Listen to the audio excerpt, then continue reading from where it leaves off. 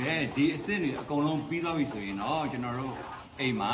ဗတ်စုံသုံးလို့ရမယ်အဝတ်လျှော်ဒီကုကြောင်တော့ဗတ်စုံသုံးလို့ရမယ်ဆက်ပြစီရပါပြီအရင်ဆုံးဒီ12လီတာတွေကိုဘာလို့ဆယ်လေးပါထည့်မယ်ကျဲတော့ရင်ထည့်မယ်မှွေမယ်哇，什么？我没有吃过。ကျဲဝင်ကြည့်မယ်တခြားလေးဝင်ကြည့်မယ်ဝင်ရတယ်ဝင်我一些。ဟုတ်ပြီပထမဆင့်ကတော့ဒီရေတွေကိုဂျယ်ကိုအရင်ထည့်ပြီပေါ့နော်ဒီကဂျယ်ကိုအရင်ဆုံးကြည့်ပြီးဆိုမှနောက်တစ်ချက်အမုံလေးတွေကိုထည့်ပါမယ်သူတို့ရေပျော်